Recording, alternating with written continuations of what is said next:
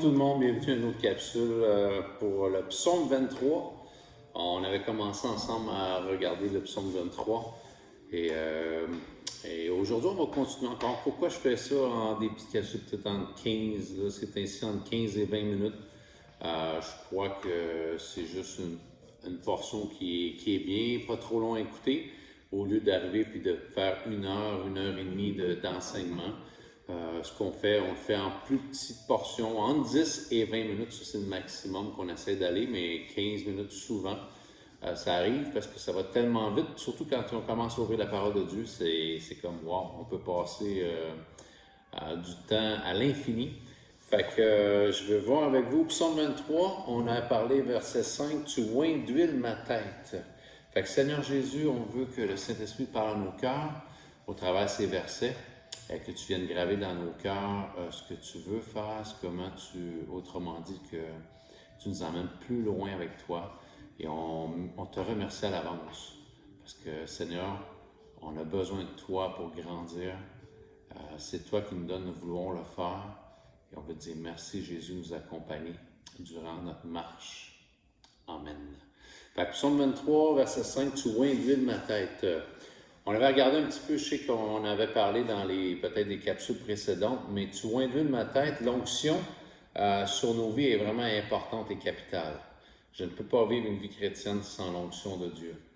Et l'onction, le mot onction se dit Messie en hébreu et Christ en grec, qui est Jésus-Christ, Christ en grec. Fait que l'onction, tout simplement, c'est de vivre sur la pensée et le cœur même de Dieu, de vivre sous Christ, qui est la parole de Dieu, et ce qui fait en sorte d'être rempli. C'est pour ça que le Saint-Esprit, constamment, il y a une seule chose, il révèle Christ, son cœur, ses pensées, ses voies. Il y a un ministère aussi de venir nous convaincre de péché, de justice et de jugement. Il vient dans nos vies pour nous reprendre, il vient pour nous rétablir, il vient pour nous relever, il vient pour nous réconforter. Il y a tellement... le Saint-Esprit fait toute la différence et il va toujours venir au travers de la parole de Dieu. Comme on a vu la dernière capsule, vraiment la présence de Dieu, c'est la parole de Dieu. Apprendre à développer ce temps-là avec Dieu, tout simplement, va vous faire entrer dans la présence même de Dieu. Fait que, en donnant le nom de chrétien aux croyants, dont la signification littérale, ça veut dire des petits Christ, ont établi le fait qu'un chrétien, c'est une personne qui est obligatoirement ointe. Elle a l'onction de Dieu. Le jour que j'ai reçu Jésus, le Saint-Esprit, la Bible dit qu'on a été scellés du Saint-Esprit. Et l'onction, elle est là pour nos vies. On apprend tout simplement à vivre dans cette onction. Mais pour venir à Petit Christ, mes enfants étaient plus jeunes, puis notre voisin en face, notre voisine, c'était une dame qui était seule. Mais elle avait un bon caractère, et je me rappelle, les enfants jouaient avec les amis dehors, puis à un moment donné, leur ballon, ils jouaient au ballon, puis le ballon est allé 2-3 fois, puis à un moment donné, elle est sortie dehors, elle dit « Ma gang de petits Chris, allez-vous-en chez vous ». Fait que je me rappelle, mon fils, ma fille est revenue avec leurs amis. « Hey papa, la voisine nous a dit qu'on était des petits Christ. » Fait que j'ai dit « Ben elle a raison. » Il me regardait tout comme « Voyons, qu'est-ce qui se passe? » « Oui, elle a raison. Vous avez reçu Jésus comme votre Seigneur et Sauveur, vous êtes des petits Christ. » Elle a juste confirmé ce que vous étiez. Fait que je riais tellement que c'était... La voisine a dit non, c'est pas la même pensée que j'ai, mais c'est ça. Vous avez remis votre vie à Jésus, vous êtes des petits Christ. Maintenant, vous êtes loin et le cœur de Dieu, c'est de vous faire grandir en lui. Fait que l'onction va toujours emmener ceci. Colossiens 3, j'aime tellement le livre de Colossiens, c'est ainsi, je suis arrêté beaucoup.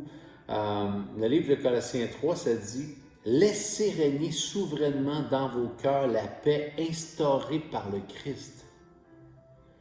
Qu'elle gouverne toutes vos décisions, souvenez-vous-en, membres d'un seul corps, Vous êtes appelés à vivre dans l'harmonie.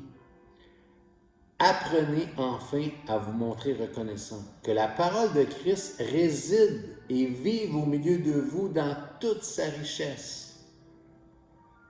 Qu'elle vous inspire la vraie sagesse qui vous permettra de vous instruire et de vous avertir les uns les autres. De tout votre cœur, chantez à Dieu votre reconnaissance pour sa grâce, par des psaumes, des hymnes, et des cantiques inspirés par l'Esprit. Mais ça dit, et c'est là qu'on voit l'importance ici, l'onction, c'est laisser régner souverainement dans vos cœurs la paix instaurée par le Christ. C'est ça que Dieu veut venir établir dans nos cœurs parce qu'il est un berger dans le psaume. Et c'est pour ça que l'onction parle ici vraiment d'une mise à part, d'une consécration. Et c'est pour ça que autrement dit, je ne mets pas ma vie disponible à ce que les pensées de Christ viennent régner. Ça va être difficile vraiment pour ta vie et ma vie de vivre dans la paix et l'abondance. Il n'y a jamais d'onction sans mise à part. Fait que je dois prendre ce temps-là, autrement dit, j'ai été mis à part par Dieu, par Dieu et pour Dieu. J'ai été créé pour vivre en communion avec lui. C'est pour ça que je manque mon but sur terre. Mon but sur terre, si je ne vis pas cette intimité, cette relation-là avec Dieu. Au-delà de juste lire ma Bible, mais d'entendre, comme on dit souvent, son cœur nous parler au travers de la parole de Dieu. Lorsque l'onction est répandue sur une vie, elle est en réalité plusieurs fonctions. Et c'est pour ça que Dieu dit, c'est pour ça que cette huile-là, je veux qu'elle vienne sur ta vie. Pourquoi? Parce que si elle vient sur ta vie, elle va te garder, elle va te restaurer. Et on va voir aussi une autre portion, une autre partie que l'onction fait, une onction qui soigne. Ça vient soigner. L'huile, elle a cette particularité, elle vient soigner. Lorsqu'un berger soigne ses brebis, il commence toujours par se rapprocher, à la rapprocher de lui, parce qu'on est porté à vivre loin de Dieu. Pourquoi? Parce que le péché nous a séparés de Dieu. Mais maintenant, on est réconcilié avec lui le jour qu'on a reçu Jésus-Christ. Mais on dirait qu'il y a quelque chose, il faut que j'apprenne à le connaître. Et la brebis, quand elle apprend à connaître son berger, elle voit combien son berger lui fait du bien. Elle n'a plus de misère après à s'approcher du berger. C'est la même chose. Et pour ça, et on est porté à la place, vu qu'on ne connaît pas notre berger, on est porté à s'isoler et vivre les difficultés, vivre nos blessures dans l'isolement. Et c'est dans cette intimité-là qu'il va dispenser de ses soins. Quand il va approcher la brebis de lui, qu'elle commence à avoir confiance, il applique les soins, elle voit que la brebis, ça lui fait du bien et elle aime être dans la présence du berger. Lorsque le berger, et c'est pour ça que c'est une onction qui soigne, parce que lorsque le berger soigne sa brebis, il commence toujours à la rapprocher, comme on a dit tantôt. Il utilise l'huile, il dispose d'un remède efficace pour guérir les blessures de sa brebis. Et c'est aujourd'hui, qui ici, si on peut poser cette question-là, avez-vous déjà été blessé par les circonstances de la vie? Souffrez-vous dans votre intérieur? Oui. Approchez-vous du berger. Laissez le berger venir appliquer cette huile sur vos vies, sur vos cœurs, sur vos pensées. Pourquoi? Parce qu'il veut vous restaurer. Sachez que le berger dispose pour vous d'une huile destinée à vous guérir. Jésus est venu pour guérir les cœurs brisés. Il est venu pour vous. Il est venu, il connaît tout de votre vie. Il sait que vous avez besoin de lui présentement. Mais il ne peut pas vous violer. Il ne peut pas rentrer de force dans votre vie sans que vous lui laissiez accès. C'est pas un violeur. Dieu, c'est vraiment un gentleman. Il vient dans vos vies si vous l'invitez. C'est un peu comme il frappe à la porte de votre cœur. Si vous ouvrez la porte, il va rentrer. Mais si vous la laissez fermée, il ne rentrera jamais. Le grand berger, c'est vraiment, la Bible appelle le grand berger. Dans Ézéchiel 34, 16, « Je chercherai celle qui était perdue, les brebis, en parlant des brebis. Je ramènerai celle qui était égarée. Je penserai celle qui est blessée. Et je fortifierai celle qui est malade. » Le cœur de Dieu, c'est de vous fortifier, c'est de vous relever, de guérir vos blessures, parce qu'il veut que vous marchiez en pleine liberté. Parce que tant qu'on marche blessé, tant qu'on marche perturbé, on n'est jamais libre. Puis malgré ça, on sait qu'il y a plein de prédateurs qui sont là. Les loups étaient là. Même si le berger veillait, il y a tout le temps des brebis qui réussissaient à un moment donné, que les loups réussissaient à mordre ou à blesser. Et c'est pour ça que quand ils mettaient cette huile-là sur la blessure, ça faisait un rafraîchissement, ça faisait du bien à la brebis, ça soulageait cette douleur qui était là. Et c'est pour ça que Dieu dit, je veux soulager. Je veux, plus qu'au-delà de soulager, je veux te guérir complètement. Complètement. De tout ce que tu vis, toute angoisse, tout comme on parle. Si tu es perturbé présentement, Dieu dit, je veux venir te donner la paix. Tu as besoin de ma paix dans ce temps-là. Chaque plaie que l'on vit, qu'on a vécue ou qui nous a été infligée dans nos vies, Dieu veut la guérir. Dieu veut vraiment prendre soin de nous. Jésus est réellement le bon samaritain. Luc 10, on voit ça, il y a le samaritain ici qui arrête sur le chemin parce qu'il y a un homme qui est blessé sur le bord de la route. Et on sait qu'on a aussi le pharisien qui est passé à côté et qui a fait semblant de ne pas le voir. Pourtant, c'est un homme religieux qui confessait Dieu dans sa bouche, mais qui n'appliquait pas vraiment ce qu'il disait. Et il a arrêté pour tout simplement penser les blessures de cet homme-là. Il l'a pris et il a pensé ses blessures et a même aussi l'emmené dans un hôtel. Il a payé pour qu'il puisse se rétablir le temps qu'il avait besoin pour être sur pied, pour pouvoir continuer sa vie. Jésus, c'est le bon samaritain aussi. Une deuxième portion aussi pour l'onction ici, si on pourrait dire une deuxième partie, une onction qui protège. Répandre de l'huile sur la tête d'une brebis n'a pas seulement comme fonction de la guérir, mais aussi de la protéger. On l'a déjà vu aussi dans une capsule. Cette huile-là a été mise dans le but de la protéger aussi contre les insectes, les différents parasites qui pouvaient venir infecter, ou tout simplement la stresser, l'empêcher de produire du lait, l'empêcher aussi pour les petits de grandir. C'est pour ça ici que Dieu dit, je veux que cette onction-là, je veux que ma parole de Dieu vienne sur tes pensées, ton cœur. Pourquoi? Parce que si elle ne vient pas, ça va être les choses de ce monde, les pensées de ce monde qui vont venir. Les pensées qui ne sont des pensées de malheur, des pensées de découragement, des pensées même de suicide qui peut être là, des pensées où complètement ça t'emmène dans l'abattement constamment. Et Dieu dit, c'est pas ça que je veux pour ta vie. C'est pour ça que je veux te garder de ces parasites-là. L'onction a ce privilège-là de nous garder. Et c'est pour ça que Dieu dit, je sais qu'il y a tellement de parasites dans ce monde pour t'empêcher de vivre pleinement ce que les prémices du ciel, ce que le ciel a pour ta vie, que je veux que cette onction-là soit sur ton cœur et tes pensées.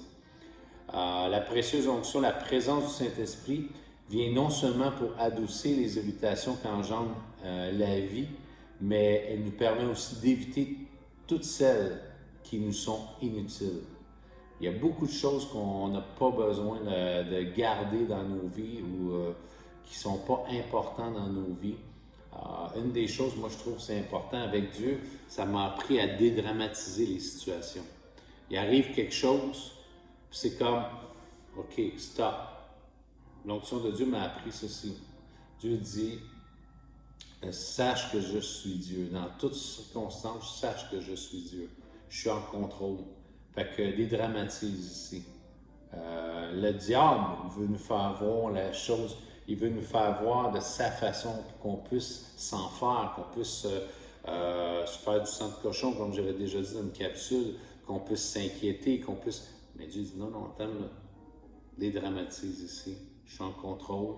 Voilà avec mes yeux, voilà avec mon cœur, mes sentiments. Et c'est pour ça que la Bible nous enseigne, ayez en vous les sentiments qui étaient en Jésus-Christ. Ayez en vous les pensées de Christ. Pourquoi? Parce que même Jésus, dans la plus grande tempête qu'il y a eu sur l'eau avec ses disciples, les disciples étaient énervés, les disciples paniquaient dans le bateau, et Jésus, dans le temps de tempête, dormait dans le bateau. Imaginez. Une tempête énorme, tout le monde panique sur le bateau, Jésus dort. ça nous montre quelque chose. C'est que sa confiance était tellement en son Père. Sa confiance dépendait uniquement de son Père et savait que dans toutes circonstances, si la tempête venait dans sa vie, il était en parfaite sécurité. Il pouvait même se reposer et même dormir en paix. Et combien de gens, combien de chrétiens, combien de gens dans ce monde ne dorment même plus le soir, n'ont plus cette paix, n'ont plus constamment agité, des sommeils agités. Pourquoi? Parce que les circonstances de la vie sont la nourriture de ces gens, de ces personnes. Et combien je dois me rappeler, même moi, dans ma vie, je réalise comme il y a des circonstances qui arrivent, puis ça veut venir dominer ma vie. Mais là, l'importance de dire non. Non, j'arrête de croire le mensonge et je vais croire la vérité. Je vais commencer à croire les promesses de Dieu, je vais commencer à les proclamer sur ma vie. Ça fait partie de l'onction de Dieu qui entoure mon cœur et mes pensées. Et tout simplement, ça me protège. L'onction, une autre partie, on va finir avec cette partie ici. Onction, une onction de joie. Une brebis qui a reçu l'huile sur sa tête ressent instantanément un bien-être profond. L'huile du berger permet à la brebis de transformer son comportement. Avec cette huile répandue, elle peut retrouver le calme, le repos, la paix. Et quand il y avait de l'agitation, de la nervosité et de l'irritation. Et l'onction, l'huile de joie. Et c'est pour ça qu'il n'y a plus, autrement dit, je pense dans Isaïe, c'est un esprit de fête qui nous a donné Dieu. Une onction de joie et non de tristesse. Et cette joie-là vient en sorte que dans nos vies, c'est comme, wow, la joie du Seigneur est ma force. Pourquoi? Parce que je peux me réjouir même au travers des circonstances les plus difficiles de ma vie, parce que ma joie ne dépend pas des circonstances de la vie, mais elle dépend uniquement de Dieu qui est avec moi dans la circonstance.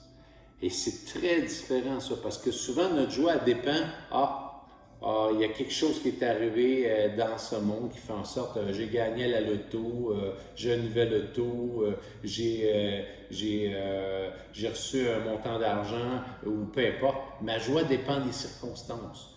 Ma joie dépend, ça va bien. Mais qu'est-ce que je fais quand ça va pas bien? Quand j'ai pas les sous qui rentrent comme supposé? Quand je suis là, est-ce que je vais perdre ma joie? Dieu dit non. Je t'ai donné une onction. La joie ne dépend pas des circonstances. L'apôtre Paul a dit ceci, j'ai appris à être satisfait, j'ai appris à être plein de joie, j'ai appris à être content dans la disette et dans l'abondance. Dans les temps où je manquais des choses, autant que dans l'abondance. Ma joie ne dépend pas de ça. Fait que Dieu vous bénisse abondamment.